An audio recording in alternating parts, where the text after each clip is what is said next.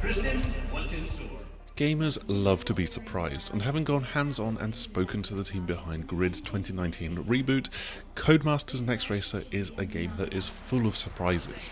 Okay, so maybe the biggest one is that it's been 5 long years since Grid Autosport didn't really set the world alight, and Grid is even happening, but here it is, and for those who love the start of the series on PlayStation 3 and Xbox 360, you will be overjoyed to hear that Codemasters are trying to recapture some of that original magic. How they're going about it though might be a little bit unconventional, and I've got 8 surprising things that I want to share with you about 2019's Grid.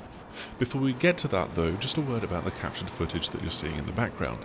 It is quite clearly 100% work in progress footage. It's running on an Xbox One X dev kit, and it isn't necessarily representative of what you're going to be able to expect from the final game.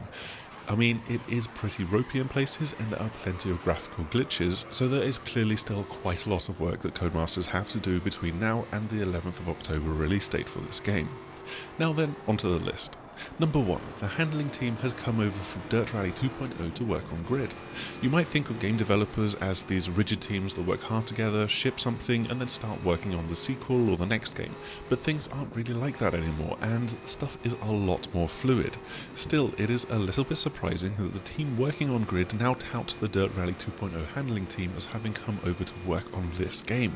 More surprising is the fact that they've been given a very different task of making a racing game that is widely accessible, with just a handful of assists between having a relatively realistic simulation and having something that novices can happily pick up and play. So how does it end up feeling? Well, on the whole, it's pretty light, and it's almost always like you're on the limit through corners. I can only show you muscle cars in this video, which was one of the restrictions alongside the Shanghai street circuits, but this holds true for other classes as well.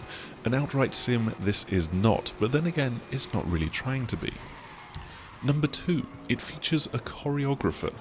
Okay, so think less of rubber banding or football match fixing and more of Left 4 Dead's director. The choreographer, as they call it in Grid, is there to add a few unpredictable elements into the game in several different ways. Tyre punctures, engine failures, and even AI slip-ups, both big and small, all fall under this umbrella, but importantly, they will never affect you directly, and the big stuff won't even impact the leader of the race, so you won't ever be gifted an undeserved win. There's other stuff as well, such as picking a few AI drivers to give them a slight stat boost to symbolise them just being on it on race day. It is a really interesting idea, but I just know that it's going to be controversial, so hopefully Codemasters get the balance right so that there's a hint of the spectacle, but it's not feeling particularly forced.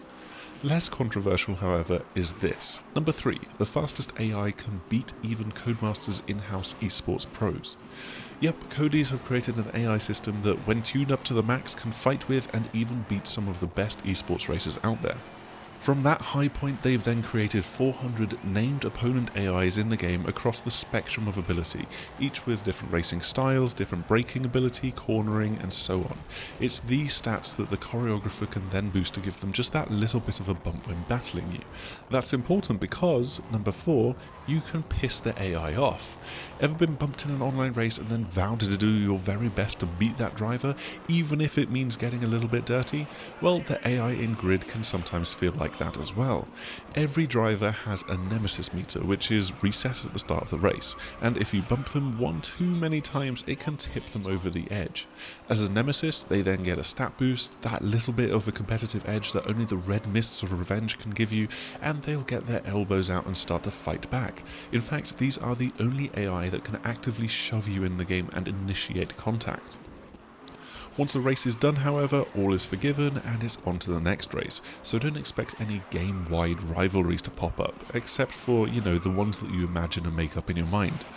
Interestingly, this isn't a forced system. If you are a dirty driver, then you will piss people off a bit more, but if you race clean, then you might never actually see the Nemesis system pop up. Number 5, your teammates can actually ignore you.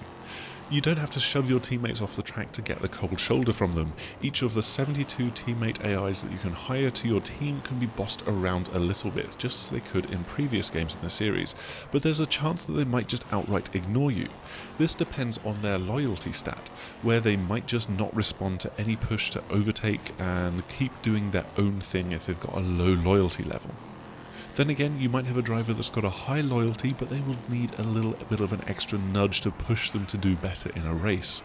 Because just as with all of the other AI in the game, they've all got their own particular characteristics. Number 6, you don't even need to win in the career mode. For a video game, this is a pretty weird one, but you don't really need to win in order to progress through the career of Grid. There's 6 disciplines at launch, each with 13 events and a showdown, but you just need to take part and you'll get access to the season-ending event. Even beyond that, complete just 4 disciplines and you can go and face off against the Raven West team.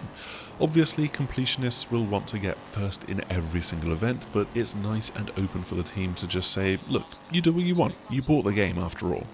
It's a really nice move for gamers who don't have time to spend grinding through races for hours and hours to get to the end. But maybe you like a bit of grinding, and that's where number 7 comes in. You can prestige 5 times online.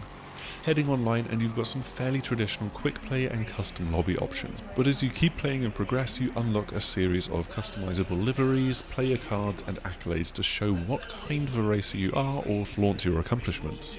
There's 500 levels of progression to go through at launch, which you do by going through levels 1 to 100 and then prestiging up to 5 times. That is a lot of racing, and hopefully it won't get old. Luckily, number 8, all post-launch tracks DLC will be free. Grid will be receiving some DLC after launch, but Codemasters will be keeping the racing community together by ensuring that all of the tracks will be free for all players of the game. Additionally, if there's new classes of racing vehicles added to the game, you will still be able to compete in these classes despite not necessarily owning the DLC. This is thanks to loaner cars getting you into the category. Don't expect the loaner car to be a slouch out on track, but if you do buy the DLC, then you'll obviously have more cars to choose from, and you'll also have more single player campaigns to work through. To wrap things up, Grid is a really interesting game. We got to go hands-on with this work-in-progress version of the game, and I'll point you to my preview over on the6axis.com for more of my thoughts.